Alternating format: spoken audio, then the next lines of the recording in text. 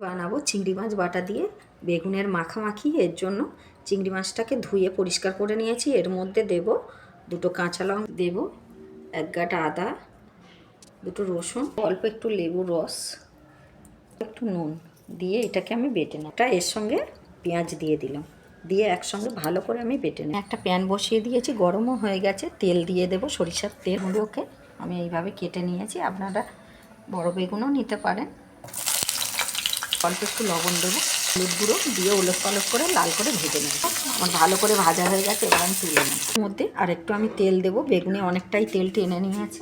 তেলের মধ্যে একটা শুকনো লঙ্কা দেবো, আর কেটে রাখা ক্যাপসিকাম আমি দিয়ে দেবো, একটা টমেটো কুচি, অল্প একটু লবণ। আমি লবণটা বুঝে দেবো, কেননা বেগুনে দিয়েছি, চিংড়ি মাছ বাটার সময় দিয়েছি, সেই বুঝে আপনারা দেবেন। গুঁড়ো গুঁড়ো গুঁড়ো একবার লো আঁচে নাড়াচাড়া করে নেব। চিংড়ি মাছ বাটাটা আমি দিয়ে দেবো, দিয়ে ভালো করে নাড়াচাড়া করে কষিয়ে নেব। জলটা এর মধ্যে দিয়ে দেবো, দিয়ে ভালো করে কষাবো। দেবো এর মধ্যে হাফ চামচ কসুরি মেথি দিয়ে দেবো। হয়ে গেছে, এবার ভেজে রাখা বেগুনটা আমি দিয়ে দেবো, নাড়াচাড়া করে নেব। ভালো করে কষাতে হবে যতক্ষণ না তেল ছাড়ছে।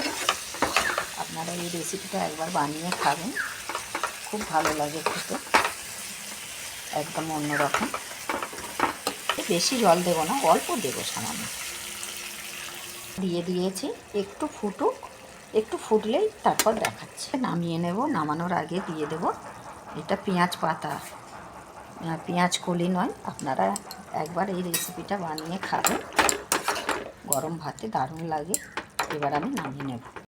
রেসিপি চিংড়ি মাছ বাটা দিয়ে বেগুনের মাখামাখি রাখলাম। আবার দেখা হচ্ছে পরের ভিডিওতে। ধন্যবাদ।